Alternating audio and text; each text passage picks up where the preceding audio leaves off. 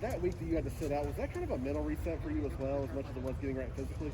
Yeah, it was definitely good to take a seat back and get my shoulder right, of course, but it was definitely something more on my faith that I needed.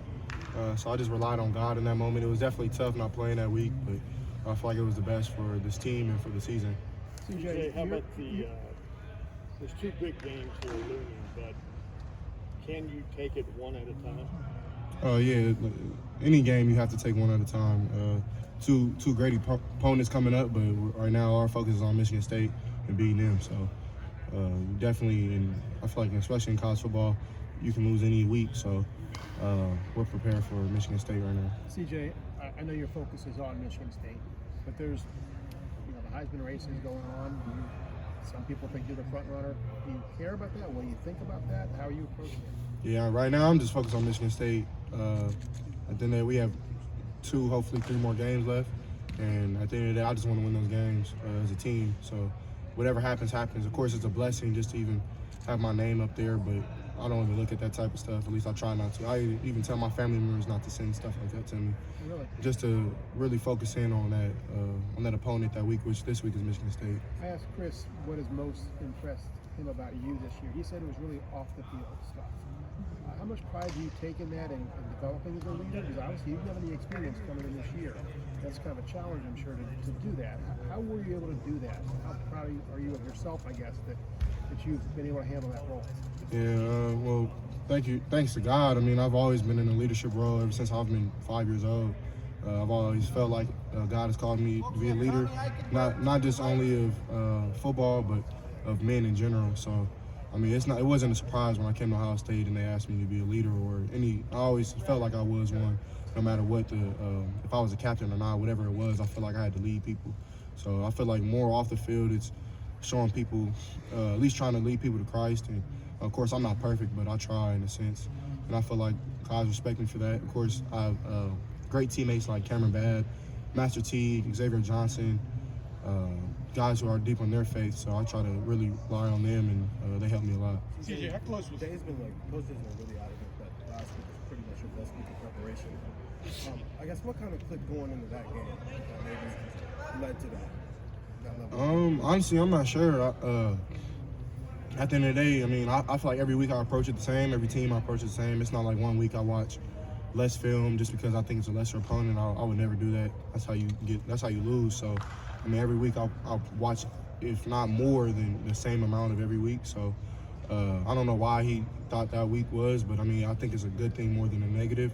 So, I mean, I think the big difference from the Nebraska and Purdue game is just we scored in the red zone. You know what I mean? So we were moving the ball pretty well against Nebraska. Like, we're moving up and down just fine, but we just couldn't score in the red zone. So when we execute and we're rolling like that, I mean, you get to score a lot of points, which is fun. So. Do you pay attention to what other quarterbacks are doing around the country? Like Bryce?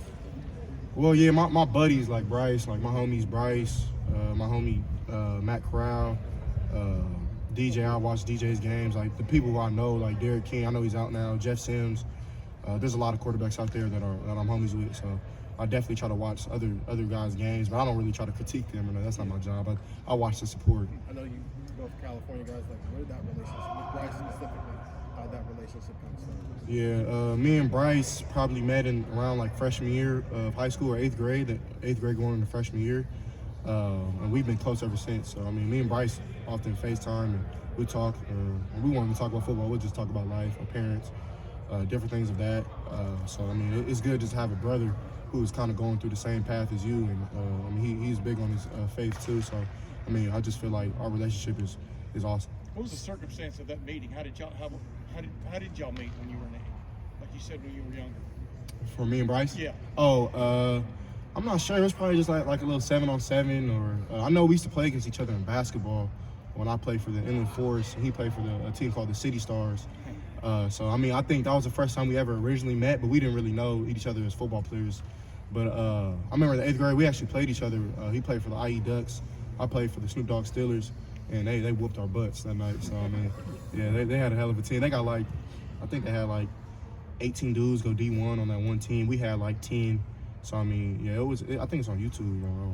CJ, is there a sense that that this offense coming off last week, that y'all have hit your stride now? I mean, is there a sense that everything's clicking? I mean, what is your sense, especially during practice this week? What are you picking up on that tells you guys are on the upward path? Yeah, my message this week has been to the guys is just really stay level-headed. I mean, there's no reason for us to ride the highs or ride the lows. I mean, at the end of the day, we have to execute every single game. It's not I feel like after that Sunday, we always say throw these last games behind us. Like, they're over with. You can never go back and play Purdue again. You can never go back and play Penn State again, anybody. So, I mean, I try to tell them, even if we left the game out of a high, I mean, you kind of got to let it go and move on, because if you don't execute this next game, like, they're going to be talking about how bad we were. So I try to tell the guys to stay level-headed, just to try to execute every single play as best we can, and so we can put up numbers like we do. CJ, you've mentioned a couple times post-game your relationship with Jackson, how that was a big part of you coming here.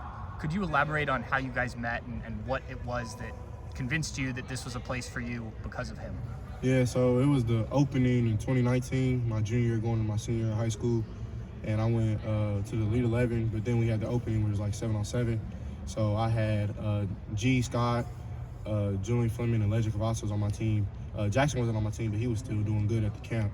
But those are the original guys, was Julian, Legend, and G, who were told the coaches about me and whatnot. And then Jackson kind of just hopped on board because he was committed as well. So it was real cool just to like have Ohio State even like trying to talk to me. So of course they all were the reason, because I'm really the reason I wanted to come here. Then when I came here, kind of just stamped it like they actually are a brotherhood, which I wanted to be a part of. So. CJ, I know you've been a leader in the room, but like with a guy with like Quinn Ewers coming in for the first time, you've had a year to grow. How have you assessed how Quinn has grown in the Ohio State quarterback? Yeah, I mean, he's getting better and better every week, which I'm happy for. Of course, I try to help him just think like a college quarterback. I mean, it's kind of different from high school. You have more responsibilities. So I try to just be a big brother to him, try to lead him, try to get him better every day. And he's come a long way. I mean, he has a lot of work to do. All of us do. But I mean, Quinn, of course, he's the youngest guy. He's fresh out of high school. So I think he's doing a great job, just trying to learn. How unique is this situation? Just could you have imagined leaving your senior year of high school? Like, how unique is that? I mean, it was his personal decision with his family, so I mean, I respect it. I try to help him. And, I mean, at the end of the day, he kind of you lay in the bed you make. So I think he made the right decision, though. I mean, at the end of the day, he can't go back, but I try to help him out whatever way he's feeling. I know he was a little homesick, but I mean, I try to help him because I was homesick for a while too. CJ, you didn't start in high school until your junior year. Late bloomer on the whole. We all know the story. You ever almost pinch yourself and say, "Man, this is really happening. This has happened so quickly. I've gone from that to this." Yeah, I mean, at the end of the day, I feel like God has a path for my life, and I mean, I always remember the scripture of Proverbs 3:5-6 is trust in the Lord with all your heart. Do not lean on your understanding. In all your ways acknowledge Him. He shall direct your path straight. So I mean, that's kind of how I try to live my life. Is just not relying on my own understanding. If it was up to me, I wouldn't be here. I don't know where I would be right now. So, I mean, I just thank God to even allow me to be at this great university, be around these great people, these great coaches, my great brothers. So I mean, I'm truly blessed. CJ, the first touchdown you guys scored against Purdue, you threw it Garrett kind of won that race to the pylon there. Coach Day said you got the offense into that play based off what you saw. What gave you the confidence to make that call there, and how much growth do you think you've made in terms of seeing stuff and getting the offense into the right way? Yeah, I mean, that particular play, we kind of knew that we were coming in and we are going to get zero a lot. So, I mean, a lot of zero pressure. So, the first snap of the game was zero. So that was kind of crazy. But I've been doing it all year. It wasn't just that game or that look, but I feel like the coaches have trusted me to be able to be a coach on the field. So, I mean, I feel like that's a plus for our offense. If I can see what the coaches are seeing and get it done quicker, then the defense can't check out of it and then, of course, try to score. So, I mean, I feel like Coach Days trusts me, Coach Wilson, Coach Dennis, and they're all really doing a great job in meetings, trying to get me the right looks, the right film to watch. So it's all coming together. CJ, you may not, pay attention to your own personal stats. However, do you pay attention to like other people's stats on other teams or even other teams' stats in general? No, sir. I try to just look at us and try to just focus on what we're doing. I mean, I don't really necessarily know if I really am worried about anybody else but us. I feel like that's just football, the nature of it. But I mean, I'm not sure. Yeah, I just try to focus on us. So if somebody were to tell you that Michigan State ranks dead last in the entire country in passing yards, defense, would that resonate with you at all, or is it? Yeah, I mean, we see the numbers every week. But I mean, at the end of the day, if we don't go out there and worry about us, I mean, and we're worried about them, and we're not focused on our job. Of course, we have to deal with their defense. They do a great job now. They're not just scrubs when it comes to pass coverage and things of that sort. So I mean, I'm not sure what the stats are with that, but I mean, at the end of the day, you have to focus like you're playing against the best players, because you'll go in there, you'll get punched in the mouth. So. CJ, do you feel, what's the word you would use? Do you feel blessed that you've got these 3 receivers who seem to be outstanding in a lot of respects? I mean, what is it like to be throwing the ball to that group of receivers? You follow my drift? Yeah, for sure. Yeah, I mean, it's a blessing to be around this whole team. I mean, my O-line is awesome. My running backs are awesome. My tight ends are awesome. I always say this, but it's really true. Like, my receivers do a great job. And I feel like just them doing their job, I feel like I do my job well as well. So when it comes to that, I feel like when we're all clicking and we're doing the right things, it just feels good. So, I mean, it's definitely a great feeling to go out there and just have trust in your brothers. I know they have trust in me to make the right calls, make the right protections, change the play if I need to. So it's a really good feeling. Great. CJ, thank you very much.